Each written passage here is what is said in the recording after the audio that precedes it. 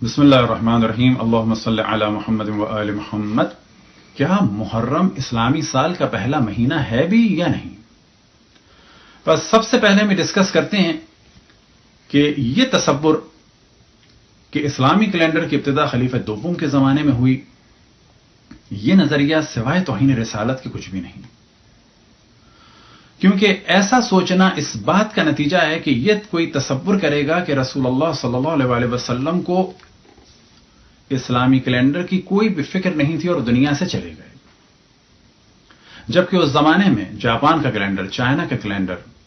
حتیٰ جنوبی امریکہ کا مایا کیلنڈر، انڈیا کا کیلنڈر اور خود سرزمین عرب میں عربوں کا کیلنڈر تھا، یہودیوں کا کیلنڈر تھا جو لونی سولر تھا،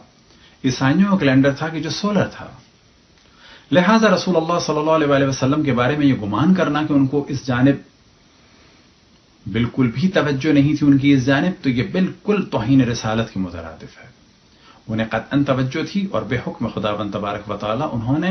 اسلامی کیلنڈر کی بنیاد چاند پر رکھی، یعنی قمری کیلنڈر کو قرار دیا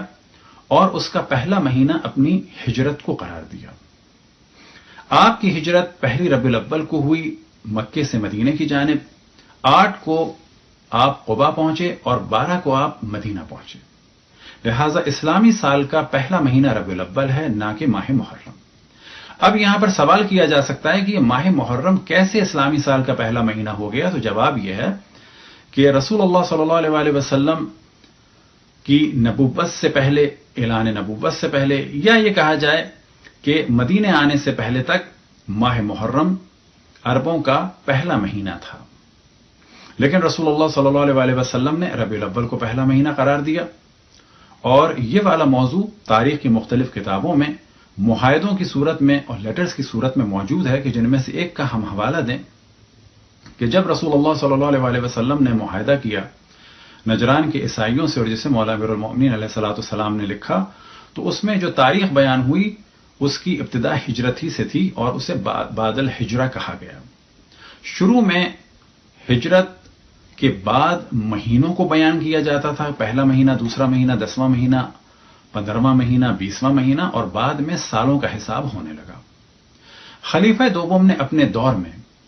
نئے اسلامی کیلنڈر کا آغاز نہیں کیا، بلکہ رسول اللہ صلی اللہ علیہ وسلم نے جس مہینے کو پہلا مہینہ قرار دیا تھا، اس پہلے مہینے کو ہٹا کر زمانے جاہلیت میں جو پہلا عربوں کا مہینہ تھا محرم، اسے قرار دیا۔ یہ موضوع اگر ہم ڈسکس کریں تو ممکن ہے کہ فتنے کا سبب ہو، لیکن اس موضوع کو آپ جا کے سرچ کر سکتے ہیں اور سلفی اور وہابی اور دیوبندی حضرات سے سوال کر سکتے ہیں، اور ایک ان کے عالم نے تو کھل کے اس چیز کا اقرار کیا کہ جن کا نام ہے شیخ محمد بن صالح عثیمین، اور انہوں نے اس بات کو بڑی صراحت سے کہا،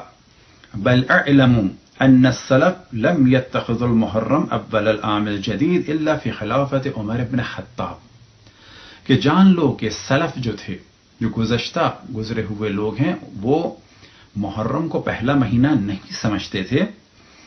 اور محرم سے نئے سال کی ابتدا کو نہیں مانتے تھے، بلکہ یہ سلسلہ ہوا خلافت عمر بن خطاب کے دور میں۔ إنها الناس أحد فرد عليه ولا تبتأ أحدا بذلك، هذا هو الصواب في هذا المسألة. لو قال الإنسان مثلا نهنئك بهذا العام الجديد، ويهنئك الله بخير وجعله عام خير وبركة، لكن لا تبتدئ الناس عنه، لأنني لا أعلم أنه جاء عن السلف أنهم كانوا يهنئون بالعام الجديد، بل اعلموا أن السلف لم يتخذوا المحرم أول العام الجديد إلا في خلافة عمر بن الخطاب رضي الله عنه۔ نعم۔ اسکرین پر آپ اس ویب سائٹ کو دیکھ سکتے ہیں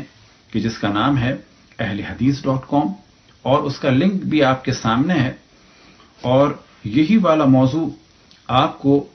مکتبۃ الشاملہ میں بھی مل جائے گا، کہ جہاں پر جب ان سے سوال ہوا تو انہوں نے یہی جواب دیا، اور یہی والا موضوع آپ کو